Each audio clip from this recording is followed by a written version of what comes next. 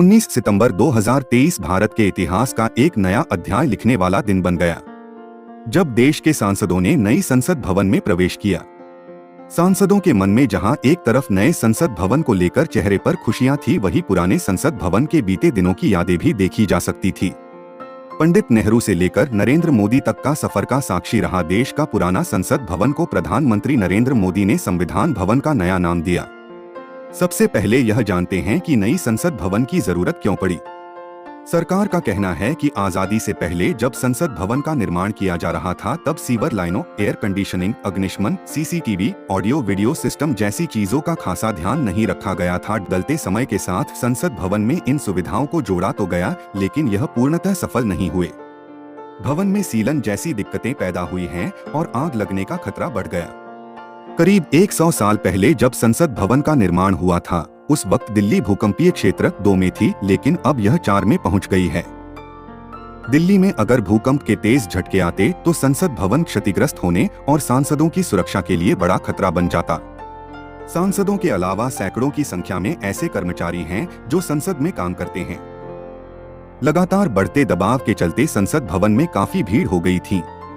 बताया तो यहाँ तक गया कि सांसदों को बैठने के लिए जगह भी संसद भवन में कम पड़ गए थे। भविष्य में अगर लोकसभा के नए क्षेत्र का परिसीमन के बाद सृजन होता तो नए सांसद बैठते कहाँ।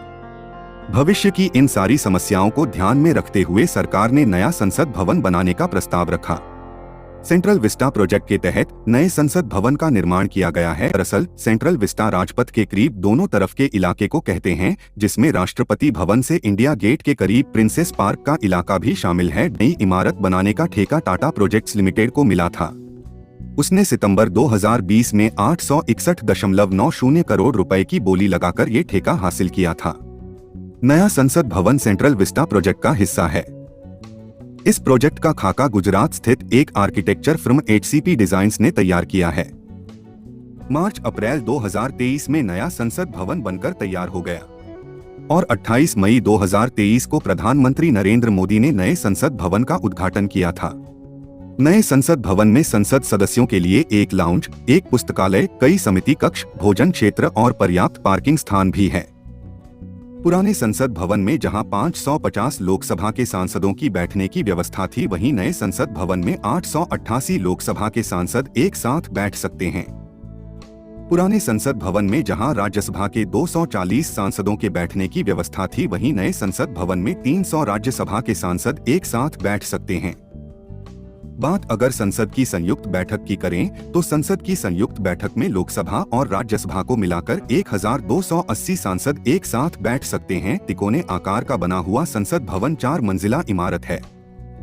नया संसद भवन 64,500 वर्ग मीटर में फैला हुआ है। बात अगर पुराने संसद भवन की जाए तो पुराने संसद भवन की तुलना में यह नया संसद भवन 17,500 वर्ग मीटर अधिक क्षेत्र में फैला है। इस संसद भवन में एक संविधान कक्ष भी है, जिसमें भारत की विरासत को दर्शाया गया है। भूकंप रोधी निर्माण। नए संसद भवन को भूकंप का सामना करने के लिए डिजाइन किया गया है। चूंकि दिल्ली अब जोन 4 में है, नए संसद भवन को इस तरह से डिजाइन किया गया है कि नया संसद भवन भूकंप के बड़े से बड़े झटके को सहन कर सकता है। आधुनिक सुविधाएं। नए संसद भवन में प्रत्येक सीट के सामने एक मल्टीमीडिया डिस्प्ले होगा, जो संसद सदस्यों को आधुनिक सुविधाएं प्रदान करेगा। नए संसद भवन में सुरक्षा को देखते हुए कई इंतजाम किए गए हैं। इस इमारत में 6 प्रवेश द्वार बनाए गए हैं। इनमें से 3 अश्व, गज और गरुड़ गेट औपचारिक द्वार हैं। इन गेटों का उपराष्ट्रपति, स्पीकर और प्रधानमंत्री इस्तेमाल करेंगे।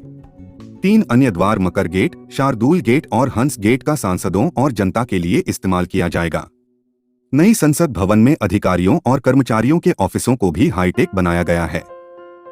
इनमें cafe, dining area, committee meeting के अलग अलग कमरों में हाईटेक डिवाइसेस को लगाया गया है। कॉमन रूम्स, महिलाओं के लिए लाउंज और VIP लाउंज की भी व्यवस्था है।